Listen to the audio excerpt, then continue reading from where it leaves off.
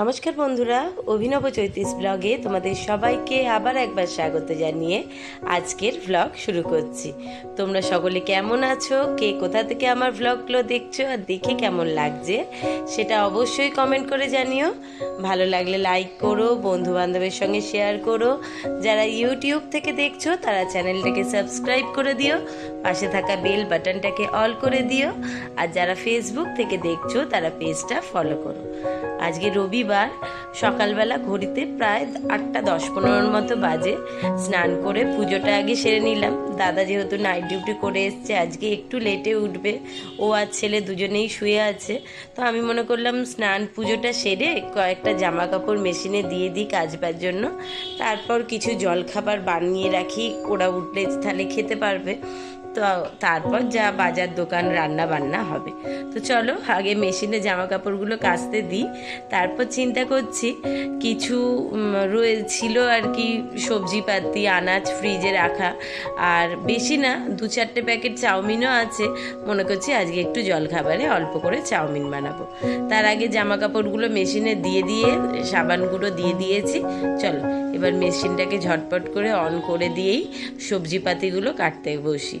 কারণ চাউমিনটা বানাতে সময় লাগবে না, বড় জোর 10 মিনিট, কিন্তু সবজিপাতিগুলো কেটে ধুয়ে পরিষ্কার করে সেগুলো জোগাড় করতে তো মোটামুটি একটু সময় লাগবেই। তাও দেখবো কোথা থেকে আধ ঘন্টা পেরিয়ে গেছে, বুঝতেই পারিনি। যাই হোক, এটা অন হয়ে গেছে। এবার যাব ঝটপট করে ফ্রিজ থেকে বার করে সবজিপাতিগুলো ধুয়ে নিতে। সবজির মধ্যেও তেমন বিশেষ কিছু রাখা নেই, একটু গাজর ছিল, একটু বিনস, ক্যাপসিকাম, এই যা আছে তাই দিয়েই বসিয়ে দেবো। তার আগে চাউমিনগুলোকে আগে মনে করছি জলে ভিজিয়ে দিই। আমি তো জানোই নর্মাল জলে ভেজাই, আর এতে সুন্দর নরম হয়েও যায়। আবার মিনিট 10 বাদে জল থেকে তুলে ঝুড়িতে দিয়ে দিলে সুন্দর জল ঝরে যায়, আর চাউমিনগুলো নরম হয়ে যায় না বেশি, একদম ঠিকঠাক থাকে। ওই একটু টমেটো, গাজর, ক্যাপসিকাম, বিনস, কাঁচা লঙ্কা নিয়েছি, আর ওদিকে কেটেছি একটু পেঁয়াজ আর রসুন। মানে ডিম দিয়ে চাউমিন হলেই তাতে একটু রসুন আর পেঁয়াজ দিয়ে, বিশেষ করে পেঁয়াজটা তো দিতে লাগেই, একটু রসুন ফোড়নে একটু বেশি করে দিলে না খেতে দারুণ সুন্দর টেস্ট হয়। তো রসুন একটু বেশি করেই দিয়ে দিয়েছি, কাঁচা লঙ্কা, পেঁয়াজ, রসুন ভালো করে ভেজে সবজিগুলো একটু হালকা নাড়াচাড়া করব। চাউমিনের সবজি তো খুব একটা বেশি নরম হয়ে গেলে খেতে ভালো লাগে না, তাই হালকা ভেজে ডিমগুলো দিয়ে দিয়েছি। ব্যাস, এর মধ্যে চাউমিনটা একটু গোলমরিচ, লবণ মিশিয়ে সয়া সস দিয়ে নাড়াচাড়া হয়ে গেছে। এইবার ওদেরকে ডেকে খেতে দেবো। চাউমিনের নাম শুনেই রিগ একদম লাফিয়ে উঠে পড়েছে, কারণ তার তো এটা ভীষণ পছন্দের জলখাবার বা টিফিন। তো সেটা হয়েছে শুনেই উঠে ঝটপট করে মুখ ধুয়ে এসে জলখাবার দুজনে খেতে বসেছিল। সঙ্গে সঙ্গে বেল বাজলো, এসছে পার্সেল। কী যে পার্সেল এসছে সেটা জানা নেই, কিসের পার্সেল এসছে, কারণ যে অর্ডার করেছে সে তো নিজেই ভুলে গেছে। সারাদিনে যখনই সময় পায় বসে বসে ফোন ঘাঁটছে, আর তার মধ্যে কখন কোনটা তার চোখে পড়ে যাচ্ছে অর্ডার করে ফেলছে। এবার এত জিনিসের মধ্যে মাথাতেই ছিল না অর্ডারটা কি দিয়েছিল। এই এতক্ষণে পার্সেলটা খুলতে মনে পড়েছে যে এই ছবিটা কয়েকদিন আগের একটা ব্লগেই শেয়ার করেছিলাম, যে এটা রিকি দেখে পছন্দ করে আমাদের ঘরের জন্য একটা আনিয়েছিল। হলেরই দেয়ালটা ফাঁকা ফাঁকা লাগতো সেখানে লাগাবার জন্য। তো দেখতে বেশ ভারী সুন্দর তো এই বুদ্ধের ছবিটা। তো সেটা দেখে ওর আবার একটা বন্ধুর ভীষণ পছন্দ হয়েছিল, বলেছিল, তো সেই বন্ধুকেই এটা গিফট করবে বলে অর্ডার দিয়েছে। অর্ডার দিয়ে আর ভুলে গেছে। যাই হোক, পার্সেলটা নিয়েছে, আর দেখে দেখো সত্যি বুদ্ধর মুখটা দেখে স্নিগ্ধ, এত সুন্দর, ছবিটা দেখলেই একদম মন জুড়িয়ে যায়। এইবার ছবিটাকে গুছিয়ে তুলে রেখে কবে আবার স্কুলে যাবে যেদিন, সেদিন দেখা হলে দেবে। রবিবার দাদা জলখাবার খেয়ে বাজার কি করবে চিন্তা ভাবনা করছে। তো আমি বললাম আজকে কিন্তু বাবা একদম চিকেন এনো না, একদম ইচ্ছা হচ্ছে না, পরপর কয়েকদিনই চিকেন খাওয়া হয়েছে, আজকে একটু কিছু বরং ভালো মাছ নিয়ে এসো। তাই জন্য দাদা বললো ঘরে বসে অর্ডার করলে চলবে না, ঝটপট রেডি হও, চলো বাজারে বেরোই, দুজন মিলে একসঙ্গে কি ভালো মাছ পাওয়া যায় দেখে নিয়ে আসবো। রিকও সঙ্গে জুড়ি ধরেছে, সেও ল্যাস ধরে আমাদের সঙ্গে যাবে, তাই ও সাইকেল নিয়ে বেরিয়ে পড়ছে, আর আমরা দুজন যাব গাড়ি নিয়ে। চলো বাজারটা ঘুরে আসি।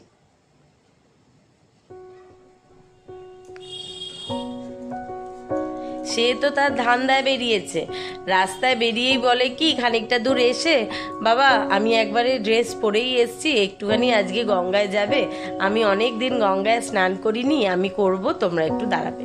রবিবার দিন কোথায় বাজার দোকান হবে, রান্না বান্না হবে, সেই সমস্ত পাঠ বন্ধ করে ঘড়িতে প্রায় এখন 11টা বেজে গেছে, 11টা প্রায় 15-20, সব বন্ধ করে এসে গঙ্গার ঘাটে দাঁড়িয়ে রয়েছি। কি না বাবু অনেকদিন সাঁতার কাটতে আসেনি, একটু সাঁতার কাটবে।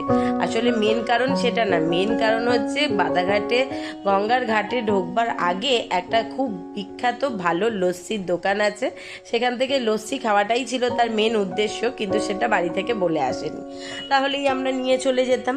কিন্তু তার কপাল খারাপ, আজকে এসে শোনে লস্যির দোকানে এরই মধ্যে দই শেষ, লস্যি বন্ধ। তো যাই হোক, লস্যি খাওয়া নাই হোক, আজকে মনের সুখে সাঁতার কেটে খুব স্নান করে যাচ্ছে, আর আমরা দুজন অবাক দর্শকের মতো দাঁড়িয়ে রয়েছি। দেখো কত বেলা, এখনো কিন্তু গঙ্গার ঘাটে বেশ ভিড় রয়েছে। আর আমার চিন্তা একটা জায়গায় পড়ে রয়েছে যে এখনো পর্যন্ত বাজার হয়নি, রান্না হয়নি, কতক্ষণে কি করব তার নেই ঠিক ঠিকানা। ওনাকে ডাকছি তাও উঠছে না, এইবার দাদাকে পাঠাবো ওকে ডেকে তুলে নিয়ে আসবার জন্য, না হলে জানি না আজকে দুপুরবেলা আদৌ খাওয়া দাওয়া কপালে জুটবে কিনা। আর এই গঙ্গার ঘাটের এই জায়গাটা এত সুন্দর, বড় বড় আম গাছে আম ঝুলছে, দেখতে খুবই ভালো লাগে, আর সেই সঙ্গে জায়গাটা ভীষণ ঠান্ডা।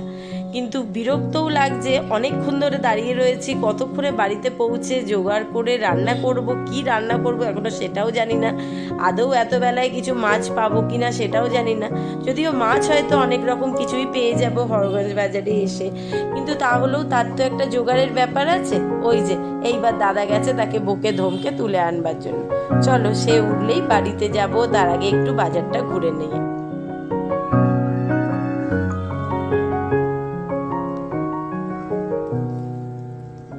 কোনো প্রকারে বাড়িতে এসে আগে জামা কাপড়গুলো বদলে ফেলেছি, দিয়ে ঝটপট করে চলে এসেছি রান্নার কাজে। এসেই আগে চালটাকে ভিজিয়ে দিয়েছিলাম, কারণ চালটা একটুখানি না ভিজলে ভাতটা আমার মনে হয় ঠিকঠাক হয় না। তো আজকে একটু আমের চাটনি করব বলে আসবার সময় কাঁচা আম পেয়েছিলাম, নিয়ে এসেছি, আর সেটাকে দাদা গ্রেট করে দিয়েছে, কারণ আমি যতক্ষণ রান্নার জোগাড় শুরু করব, জামা কাপড় ছাড়বো, এসে ততক্ষণে যে সময়টা পেয়েছিল দাদা বলল ঠিক আছে আমাকে একটা গ্রেটার দাও, আমি বসে বসে আমগুলোকে গ্রেট করে দিচ্ছি।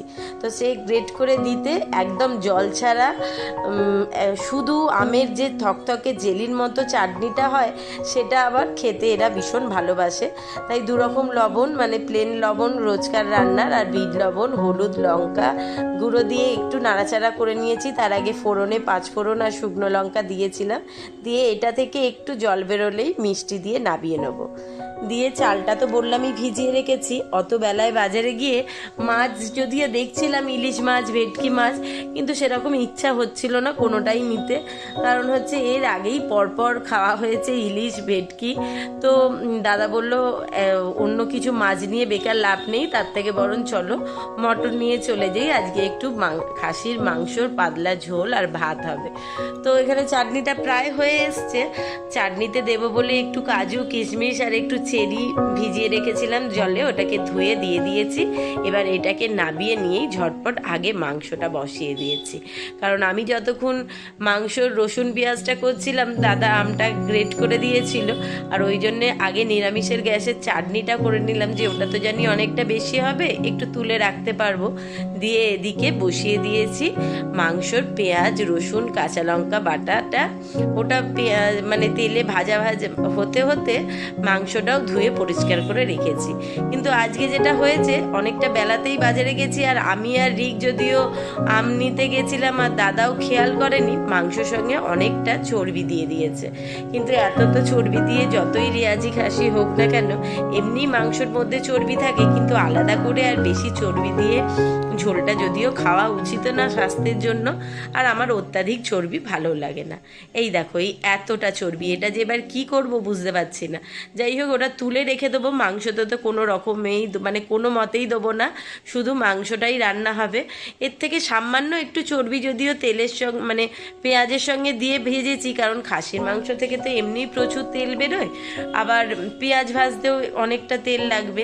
তো আমি যখনই খাসির মাংস রান্না করি তখন যদি মাংসের মধ্যে এক্সট্রা চর্বি থাকে ওইটুকুনি পেঁয়াজের সঙ্গে দিয়ে কষা করতে থাকি, তাহলে এই চর্বিটা গলে যে তেলটা বেরোয় সেটাতেই সুন্দরভাবে পেঁয়াজটা ভাজা হতে থাকে। অল্প তেল দিলে সুন্দর মাংসটা কষানো হয়ে যায়। এবার এটাকে মোটামুটি পেঁয়াজ রসুনের সঙ্গে ভাজা হয়ে গেছিল, আদা টমেটো টক দই আর রোজকার যা মশলা লবণ হলুদ লঙ্কা সব দিয়ে কষিয়ে সামান্য জল দিয়ে দিয়েছি। এবার আরও একটু পরিমাণ মতো জল দিয়ে প্রেসারে সিটিটা হতে দেবো। যদিও আজকের অনেকটা বেলায় বাড়িতে এসেছি, আসতেই প্রায় 12টা 20 মতো হয়ে গেছিলো।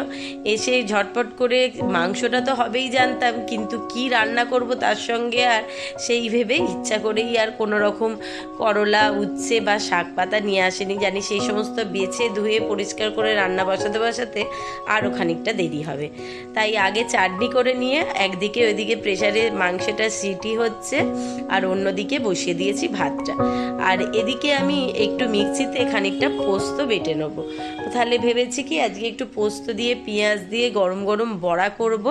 বেশ গরম ভাতের সঙ্গে পোস্তর বড়া, একটু সামান্য ঘি দিয়ে মানে পোস্তর বড়া দিয়ে ভাতটা মেখে খেতে দারুণ সুন্দর লাগে। তো ওদেরকে ভাত আর মাংস হয়ে যেতে নাবিয়েই ঝটপট করে আগে খেতে দিয়ে দিয়েছি। তাও প্রায় 2:30 বেজে গেছিলো, সকলেরই খিদে পেয়ে গেছিলো। আর এই লাস্ট বড়াটা ভাজা হচ্ছে আমার জন্য। আমার বড়াটা ভেজে তুলে নিয়েই এবার আমার খাবার বাড়বো। এখানে মাংসের ঝোলটাতে দেখো আজকে কি দারুণ একটা টুকটুকে লাল রং এসছে। ওরা তো খাওয়া দাওয়া শুরু করে দিয়েছে, চলো এবার আমিও আমার খাবারটা বেড়ে নিয়ে একসঙ্গে খাওয়া দাওয়া করে নিই। তো চলো আজকের ব্লগটা এখানেই শেষ করছি। সকলে ভালো থেকো, সুস্থ থেকো। খুব শিগগিরই নতুন আরেকটা ব্লগ নিয়ে ফিরে আসবো। ততক্ষণের জন্য টাটা। ভিডিওটা ভালো লাগলে অবশ্যই লাইক করো আর সাবস্ক্রাইব করতে কিন্তু ভুলো না।